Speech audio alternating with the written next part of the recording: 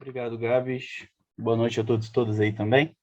Ah, bom, um prazer abrir os trabalhos aí. Eu pretendo ser ah, bem tranquilo na minha fala. Eu tinha preparado uma fala com mais citações bibliográficas e tudo mais, mas de ontem para cá, eu limpei tudo, tornei mais simples a minha fala, porque eu sei que outras pessoas vão ser muito mais capazes que eu de fazer esse tipo de fala mais tecnicamente apurada.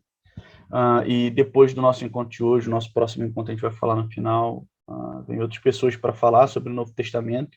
Então, quero apresentar um pouco, a partir de Lucas Atos, o caminho que eu fiz quando eu ouvi sobre essas heresias absurdas que esses irmãos me trouxeram, e aí eu fui ler o texto bíblico, ler Lucas e Atos, e aí eu fui percebendo algumas coisas e como Lucas e Atos dão elementos para a gente repensar a maneira que a gente entende a morte de Jesus, especificamente. Eu não vou falar sobre sacrifício, eu vou falar sobre a morte de Jesus, especificamente, e sobre a nossa soteriologia, a forma como a gente entende a salvação.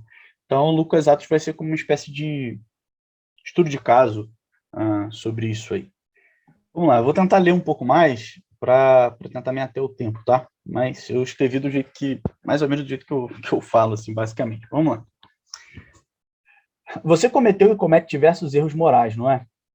Isso acontece porque você é pecador ou pecadora. Por causa desses erros, você merece uma punição adequada, a morte. Entretanto, Jesus, por muito te amar, morreu no seu lugar. E então, se você crer nele e no que ele fez, Deus perdoará você e te dará a salvação, te livrando da morte, da condenação infernal e te garantindo uma vida eterna no céu após sua morte. Com algumas variações de palavras, de ideias, de conceitos, de estruturas, de formas, essa é basicamente a evangelização que a gente está acostumado a fazer. O N.T. Wright, no livro dele, O Dia que a Revolução Começou, que para mim é o melhor livro para começar essa nossa conversa tratando sobre a morte de Jesus especificamente, até para trabalhar com a igreja, enfim. O Dia que a Revolução Começou, ele fala que nós platonizamos nossa escatologia, substituindo a promessa de uma nova criação por almas indo para o céu, e, portanto, moralizamos a nossa antropologia, substituindo a noção bíblica da vocação humana pelo exame de qualificação de performance moral. E, por fim, acabamos paganizando nossa soteriologia, ou seja, nosso entendimento de salvação, substituindo a ideia de noções bíblicas genuínas pela ideia de Deus matando Jesus para satisfazer a sua ira. Essa explicação da salvação, que é própria da nossa evangelização, ela depende muito da teoria da substituição penal, que a gente já tem conversado sobre isso. A Priscila, no nosso evento presencial, fez um caminho dessa doutrina, de como ela foi formada, enfim. E, apesar do N.T. Wright, nesse livro, ele não negar a substituição penal, ele só relativiza ela, escanteia ela, mas ele não a nega, e até hoje ele não nega, eu acho que erradamente, tem um número crescente de estudiosos, pesquisadores, pesquisadoras, que têm encontrado problemas nessa teoria, nessa forma de explicar a morte de Jesus, porque ela não condiz com o texto bíblico, ela não condiz com a fé histórica da igreja, ela traz diversos problemas para nossa prática religiosa, para nossa vida social, uma coisa que, inclusive, a gente tratou um pouco no nosso evento presencial também. Um livro importante nessa discussão é o Christus Victor, do Gustave Aulen, que ele é de 1930, ele foi traduzido em 1931, para o inglês, né? No português até hoje a gente não tem esse livro, mas esse livro é bem importante. Em português o que a gente tem dele é a fé cristã sistemática que ele fez, que é dele, né? E é muito boa, eu gosto. Isso é uma introdução para pensar que, já que a gente está falando de repensar, de discutir, de procurar outros caminhos, é claro que todo mundo não, mas boa parte das pessoas está acostumada a enxergar a morte de Jesus como uma morte substitutiva, penal, como ser punido no nosso lugar, expiatório e tudo mais. E a gente, no nosso grupo aqui, isso é um bom ponto que eu acho que ficou uma dúvida lá no nosso evento presencial, a gente não nega que a morte de Jesus seja um sacrifício. A nossa discussão é o que nós estamos chamando de sacrifício. Então, isso é uma coisa bem importante. Diferente de algumas outras abordagens teóricas para o sacrifício, que vão negar o sacrifício, a importância do sacrifício e tudo mais, A gente está dizendo que tem sacrifício, que a morte de Jesus é um sacrifício expiatório, inclusive. Mas a questão é que isso não é... Sacrifícios expiatórios não são substitutivos e não são penais. E aí surgem as perguntas. Tá bom, então o que a gente põe no lugar? Por que Jesus teve que morrer? Como que a gente entende a morte de Jesus? Como que a gente substitui os perigos que a gente aprendeu? Como que a gente explica para uma criança, para a nossa comunidade, essa nossa conversa? Eu acho que a nossa proposta é continuar discutindo isso, mas tem dois caminhos básicos que eu acho que são muito simples, é isso que eu vou começar a fazer a partir de agora. Eu acho que o primeiro é olhar os textos bíblicos que falam sobre a morte de Jesus e por que ele teve que morrer. Então, João capítulo 10, capítulo 12, Romanos 14, Gálatas 1, Hebreus 2, 1 João 3. Ou então textos que o Matthew Bates chama de os textos que têm um conteúdo explícito do Evangelho, que é Marcos 1, Lucas 4, Romanos 1, 1 Coríntios 15, 2 Timóteo 2,8 e as pregações que tem no livro de Atos. Então, a gente vai perceber que a morte, a primeira coisa, a morte de Jesus não é tão central assim quanto ela aparece na nossa sistematização comum, e que ela não está sozinha, ela faz parte de uma narrativa que é a vida e obra de Jesus. Então, a cruz é parte dessa obra de Jesus, ela não é a única obra de Jesus, ela não é a única coisa que importa nos evangelhos, ela não é a única coisa que Jesus faz. E a gente vai perceber também que tem uma polifonia no Novo Testamento, tem linguagens diferentes, metáforas diferentes, mas nenhuma delas falando de um pai punindo o filho no nosso lugar. E uma dessas vozes do Novo Testamento é Lucas. E aí a gente olha para Lucas e Atos como dois tomos de uma mesma obra. E a minha intuição é, seguindo o consenso acadêmico, de que em Lucas Atos, se tem uma noção da morte de Jesus como sacrifício, eu até acho que tem, mas ela é muito pequena, ela não é tão trabalhada, ela não é tão exposta assim, isso aparece mais especificamente no texto da ceia, e coisa do tipo, a gente vai pincelar isso. Mas a morte de Jesus, em Lucas Atos, ela aparece de maneira muito clara dentro desse escopo geral que é a obra de Jesus, esse escopo maior que é a obra de Jesus. Então a gente vai dar uma olhada nisso. O texto que eu queria abrir lendo está em Lucas, no capítulo 9, verso 18, verso 20 até o verso 24. Certo dia, ele orava em particular, cercado dos discípulos, aos quais perguntou: E vós, quem dizeis que eu sou? Pedro então respondeu: O Cristo de Deus, o Messias de Deus. Ele, porém, proibiu-lhes severamente anunciar isso a alguém, e disse: É necessário que o Filho do Homem sofra muito e seja rejeitado pelos anciãos, chefes dos sacerdotes e escribas, seja morto e ressuscite ao terceiro dia. Dizia ele a todos: se alguém quiser vir após mim, renuncie a si mesmo, tome a sua cruz a cada dia e siga-me. Pois aquele que quiser salvar a sua vida vai perdê-la, mas o que perder a sua vida por causa de mim, esse a salvará. Então aqui é a primeira vez que a morte de Jesus é mencionada no texto bíblico. E a primeira coisa que me chama a atenção é exatamente isso que eu pontuei. A morte de Jesus está dentro de uma narrativa maior, que é o seu sofrimento, a sua rejeição e a sua vindicação. Não é a morte em si que está em evidência aqui no texto, e a gente percebe isso nas outras previsões. Em Lucas 9, 44, Lucas 17, 24, em Lucas 18, 31 em diante, em Lucas 24, a gente percebe que a morte de Jesus ela desaparece. Esse texto de Lucas 9 é o único texto que se menciona a morte de Jesus. Ouçam atentamente o que vou lhes dizer. O Filho do Homem será traído e entregue nas mãos dos homens. Lucas 9, 44.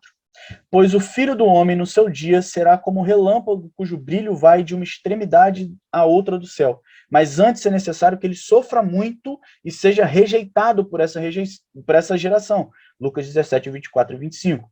Estamos subindo para Jerusalém, e tudo o que está escrito pelos profetas acerca do Filho do Homem se cumprirá.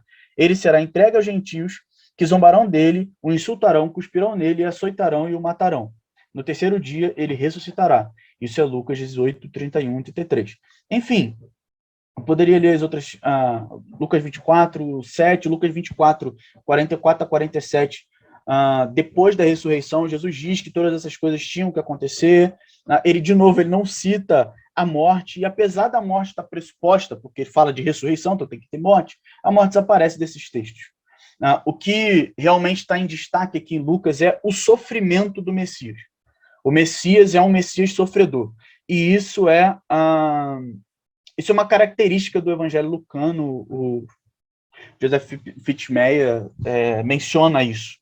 A forma que Jesus lê as escrituras judaicas indica que o Messias tem que sofrer para depois entrar em sua glória. Posteriormente, os apóstolos buscaram demonstrar nas escrituras que o Messias devia sofrer e que isso se cumpriu em Jesus de Nazaré. Então, é o sofrimento do Messias que está em destaque. O N.T. Wright, nesse livro dele, O Dia que a Revolução Começou, ele chama atenção para o fato de que não existe, a não ser Isaías 53, que é um texto importante, não existe a ideia de um Messias morrendo em favor do perdão de pecados de todo mundo, da nação de Israel no Antigo Testamento. E o único texto, que é Isaías 53, que fala do sofrimento como um meio, e não só o contexto onde o perdão dos pecados é conquistado ou acontece. Isaías 53, esse é o único texto que fala disso. 2 Macabeus 7 e 4 Macabeus também tratam disso, do sofrimento de parte do povo como meio de perdão de pecados, purificação, enfim, do resto do povo. Então, talvez Lucas esteja fazendo uso dessa tradição judaica, de Isaías 53, de Macabeus, e Lucas é o único dos evangelhos sinóticos que cita Isaías 53 na cena da crucificação. Unindo todas as previsões, a gente vai perceber que cada grupo tem uma responsabilidade específica. O Messias sofre, a elite religiosa judaica rejeita, aí trai os gentios, que na pessoa dos romanos, eles humilham e executam Jesus, e Deus não é mencionado, mas ele está implicitamente na ressurreição. A gente vai ver isso nas pregações. Em Atos, no capítulo 4, 25 em diante, diz que Herodes e Pôncio Pilatos reuniram-se com os gentios e com o povo de Jerusalém para conspirar contra Jesus, o santo servo ungido de Deus, como estava previamente determinado pelo poder e pela vontade de Deus.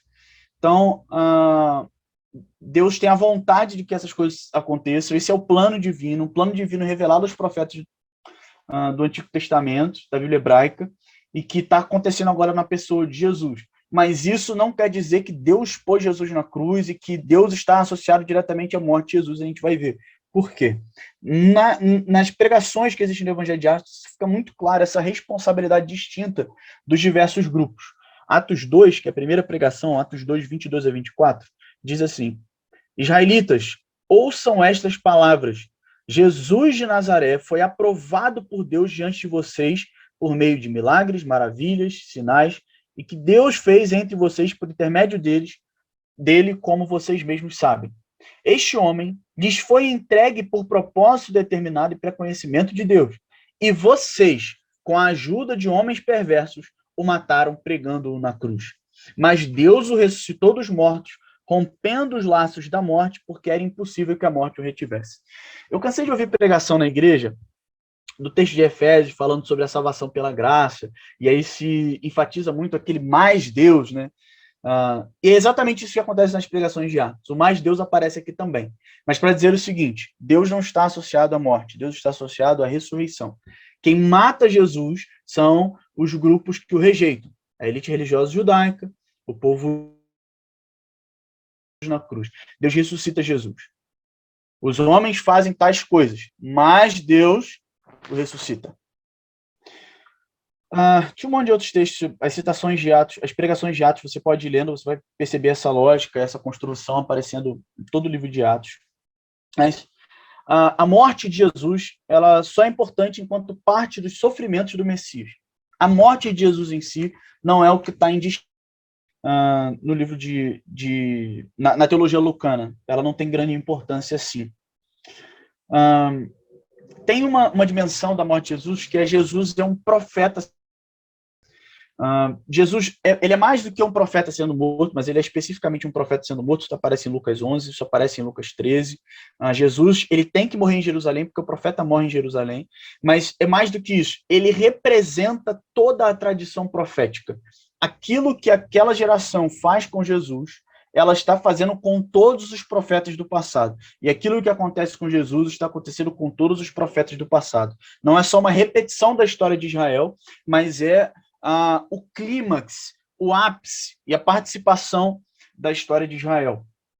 Então, a morte de Jesus aparece nesse sentido como uma rejeição ao profeta de Deus, ao enviado de Deus. Jesus, especialmente os teólogos pentecostais, o Roger Stromstad, esqueci o nome dele, o James Shelton, e outros, eles vão destacar essa dimensão de Jesus como profeta, e a comunidade cristã como profeta.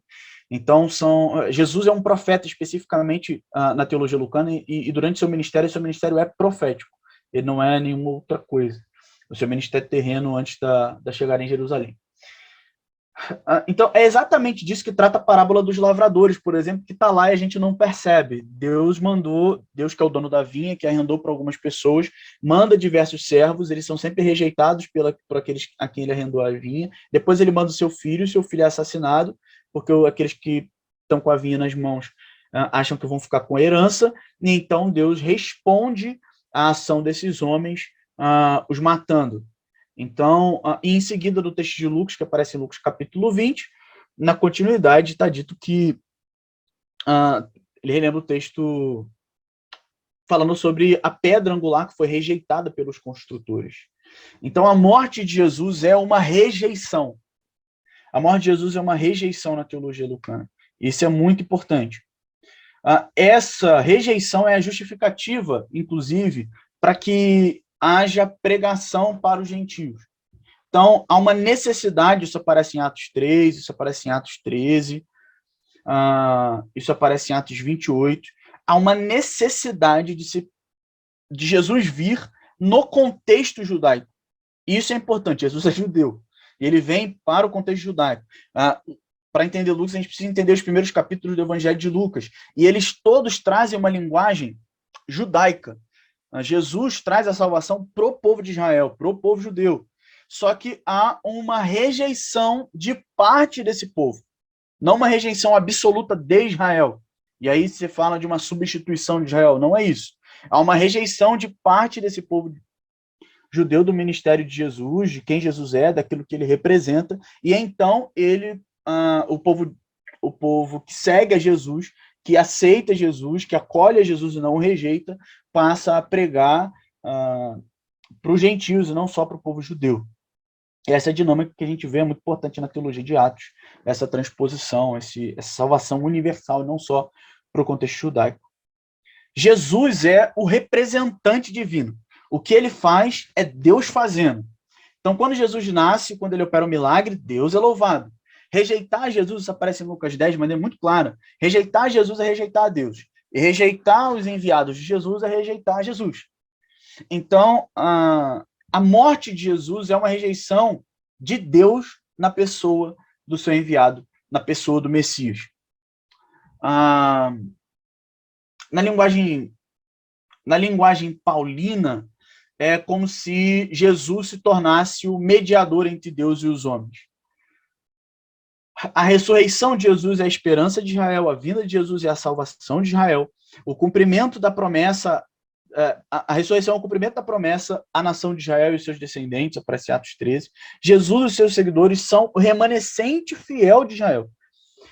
Ele é, na linguagem paulina, mediador entre Deus e os homens. Crer em Jesus como representante divino e todas as suas implicações é, para os judeus, voltar-se para Deus e para os gentios abandonar a idolatria. Por isso, na pregação de Paulo, em Atos 17, em Atenas, ele não menciona a morte de Jesus, ele não menciona, na verdade, nem o próprio Jesus.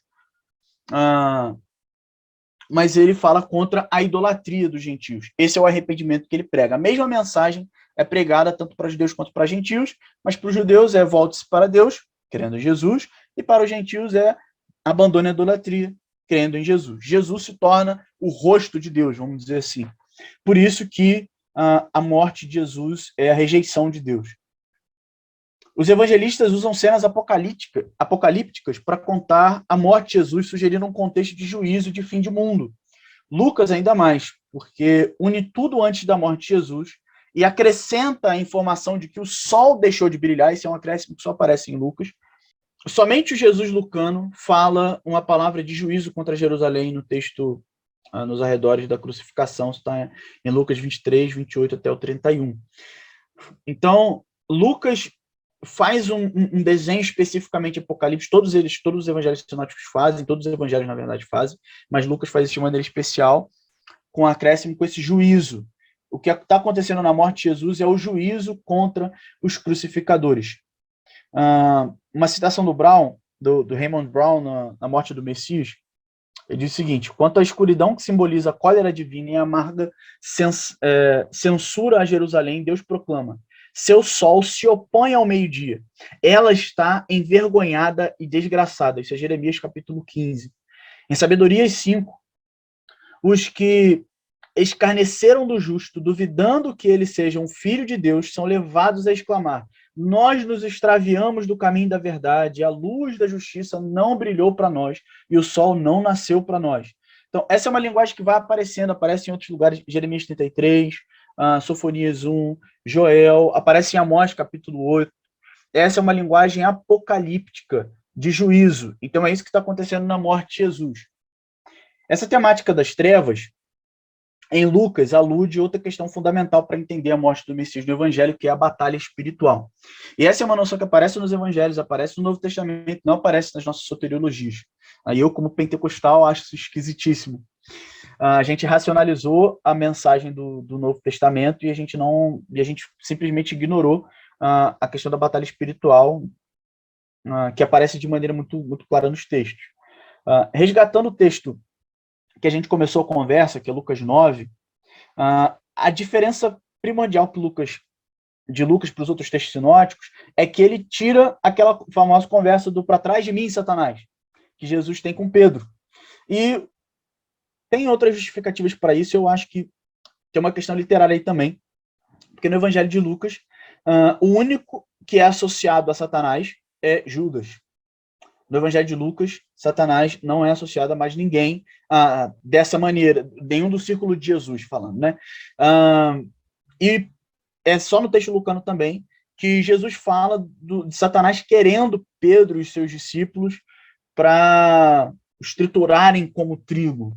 Então, Satanás não poderia ser associado a Pedro, a alguém tão importante na história da igreja primitiva, especialmente para Lucas, e não só para Lucas, para Mateus também, enfim. Então ele desassocia, ele retira esse texto. Porque Satanás, no meu entendimento, é o grande inimigo do Espírito Santo, de Deus e de Jesus do Evangelho. No livro A Leitura Infinita, José Tolentino Mendonça cita isso. Ele fala que tem uma construção literária mostrando esses dois níveis, o nível sobrenatural e o nível natural. Então, aquilo que está acontecendo diante dos olhos está conectado e é guiado por aquilo que não é visível necessariamente. Então, é um enredo de revelação e não só um enredo de ação. Então, a gente percebe, por exemplo, o diabo, na tentação de Jesus, tenta Jesus 3 vezes, falando da sua identidade. Isso se repete no fim, na crucificação. Jesus é convocado 3 vezes a salvar a si mesmo, e é zombado, e é duvidar a sua identidade, o seu reinado. Assim como o diabo leva Jesus para um lugar alto, para ele se jogar lá de cima, em Nazaré, na sinagoga, o povo leva Jesus para um monte alto para ele cair lá de cima. Isso está de maneira implícita, mas de maneira explícita, os grupos que estavam conspirando contra Jesus, eles não estavam conseguindo prender Jesus. E só a atuação direta de Satanás, ao tomar Judas, que faz com que o plano dele se torne eficaz. Então, no decorrer do texto da crucificação, quando Jesus vai ser preso, ele diz que agora é a hora das trevas. Agora é o momento que as trevas reinam, que o poder das trevas... agora é a hora de vocês que estão me prendendo e as trevas reinam. Enfim, o diabo e os demônios são as forças apocalípticas das trevas anti-vida e anti-Deus. Os demônios estavam por trás das doenças e as curas de Jesus são, ao mesmo tempo, exorcismos. Isso aparece de maneira muito clara no Evangelho também. Você pode ver Lucas 6, Lucas 7, Lucas 8, Lucas 9. Um texto que especificamente aparece de maneira muito, até textual, Lucas 13, Lucas 11. Então, a cura é uma libertação do demônio e é a manifestação presente do reino de Deus. É isso que Jesus faz no seu ministério messiânico e profético. Então, tem uma dimensão de batalha espiritual incontornável no ministério de Jesus. E a morte de Jesus é como uma vitória que os inimigos de Deus têm de uma batalha e não da guerra. Jesus é o Messias que, com a sua ação, ele exorciza, cura e manifesta o reino de Deus. Ele está numa batalha espiritual. Existe a derrota da batalha, que é a cruz. Mas Jesus vence, é assim que voltam os 72 enviados de Jesus. Jesus começa a vencer a batalha no seu ministério, e essa batalha começa a ser vencida definitivamente na ressurreição, e essa vitória é completada no fim de todas as coisas. Isso aparece na teologia lucana. Meu tempo acabou. Deixa eu ver se falta alguma coisa muito central para falar, mas eu acho que... Deus, então, a coisa fundamental, acho que as coisas fundamentais, fazendo as considerações finais aqui, é que Deus não pode ser associado na teologia lucana com a morte de Jesus. Apesar dele saber, apesar de fazer parte do plano, Deus não pode ser associado à morte de Jesus. Ele está associado à ressurreição, à vitória de Jesus sobre os inimigos de Deus. Então, a exaltação de Jesus é a exaltação do humilhado. Essa é uma temática muito central no Evangelho. Os humilhados são exaltados. Jesus vem como humilhado. E ele se identifica com os humilhados. Então, ele é exaltado pelo Pai. A exaltação de Jesus é a resposta do Pai à humilhação do Filho, para que aqueles que são humilhados sejam exaltados também como o Filho foi. A missão de Jesus é exaltar, esse é o reino de Deus, exaltar aqueles que são humilhados e humilhar aqueles que são exaltados. O caminho da igreja é esse caminho de se humilhar para ser exaltado e exaltar aqueles que são humilhados e humilhar os que são exaltados. Esse é o ministério profético da igreja, que continua a ação de Jesus no mundo. E se tem uma noção de sacrifício da morte de Jesus, isso aparece no texto da ceia. A gente pode ver a auto-entrega de Jesus quando ele fala do espírito que ele entrega para Deus. Eu entrego meu espírito nas suas mãos, ó Pai, enfim. Uma associação com a Páscoa, se a gente vê inclusive a escuridão e tudo mais, com o que acontece antes da Páscoa. São alguns textos que se fala do sangue de Cristo que compra a igreja em Atos 20, mas eu acho que a ideia é mais de resgate do que de sacrifício. Pode haver uma ideia de sacrifício, mas a contribuição principal de Lucas para a gente é que existem outras linguagens para falar de salvação, e a morte de Jesus, ela é importante, especialmente por outros textos, mas ela não é tudo que Jesus faz. Tanto que nas evangelizações que acontecem no livro de Atos não se menciona isso. Então, enfim, na interação a gente fala mais.